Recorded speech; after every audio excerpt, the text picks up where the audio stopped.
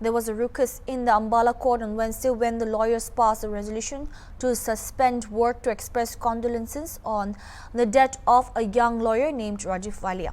The decision of the association was also accepted by all judges. Meanwhile, the DC of Ambala refused to accept the decision of the lawyers, which led to the hullabaloo in the court. The lawyer said that when the office bearers of the association went to meet DC, the officers' behavior was not very welcoming and treated the panel of lawyers very badly and flatly refused to accept the lawyer's resolution and said that come when I called to meet. आज हमें बड़े दुख से कहना पड़ रहा है, हमारे एक युवा वकील की मृत्यु हो गई थी। उसकी मृत्यु की एवज के अंदर आज हमने अपना वर्क सस्पेंड रखा था। वर्क सस्पेंड का रेजोल्यूशन डीसी साहब पे गया। हमारे यहाँ पे जो सेशन जज है, इन सभी कोर्ट्स ने इसको कोऑपरेट किया और सभी केसेस में डेट लगा दी। डीसी साहब पे गए, वो कहता मैं बार का रेजोल्यूशन नहीं मानता।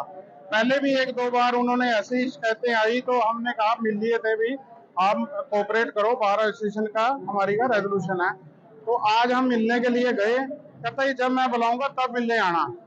मतलब इस तरह की तानाशाही और बार का रेजोल्यूशन ना मानना अपने आप में क्या दर्शाता है। इसके उनके कंडक्ट की वजह से आज हमने उन डीसी साहब की कोर्ट का बायकॉट कर दिया और उसकी और आगे मीटिंग के लिए यहाँ पे आज हम उपस्थित हुए हैं। अब ये मीटिंग हमारी हो रही है।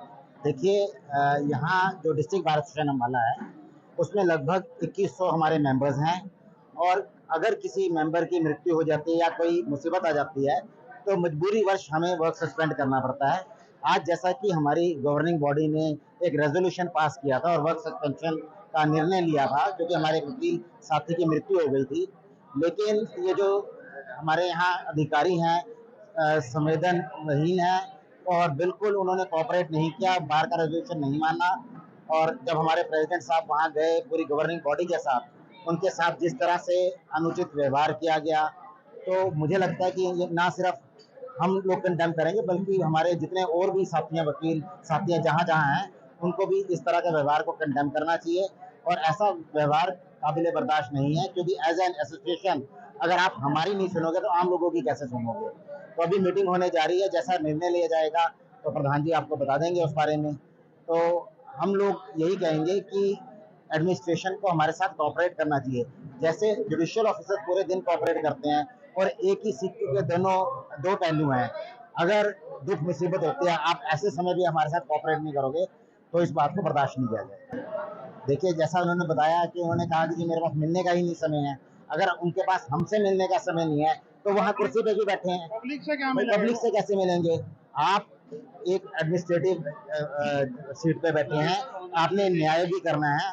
आप जो आपके कोर्ट के अधिकारी हैं, lawyer are the officer of the court, तो डीसी कोर्ट के जो अधिकारी आप हमसे मिलना नहीं चाहते तो किससे मिलेंगे।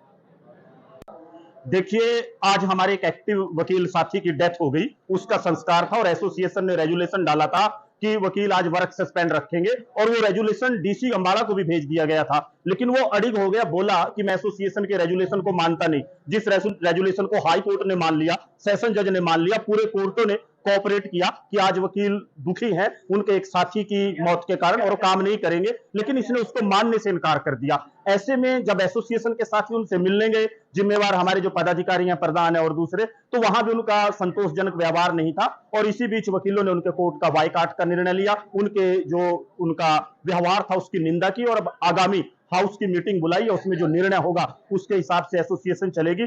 देखिए, उनके कोर्ट के कंडक्ट का मामला नहीं है बल्कि एसोसिएशन लॉयर्स को कोर्ट के ऑफिसर कंसीडर किया जाता है। अगर उनके साथ व्यवहार ऐसा है तो जिले के मुख्यालय में बैठा डीसी, जिले का मुखिया, उसका व्यवहार आम आदमी से, दुखी पीड़ित प्रताड़ित लोग जो हर रोज उसको मिलते हैं इंसाफ के लिए, उनके साथ कैसा रहा होगा, ये सोचने वाली बात है। दुख की बात है कि एक आईएएस ऑफिसर जो जिले का मुखिया है वो वकीलों के साथ विवाद में उलझता है, उनके एसोसिएशन का रेजुलेशन नहीं मानता। तो ऐसे में ये सोचने वाली बात है। सरकार को भी, प्रशासन को भी दूसरे को सोचना चाहिए और खुद डीसी साहब को भी सोचना चाहिए कि कोर्ट के ऑफिसर्स एसोसिएशन ऑफ लॉयर्स के साथ कंजोनेंस में चला जाता है, उनके साथ तालमेल बना के चला जाता है, विरोध नहीं। और ये एसोसिएशन के परिवार के एक सदस्य की मौत का मामला था, ऐसे में तो बिल्कुल भी शिकायत डीसी साहब की तरफ से होनी नहीं चाहिए।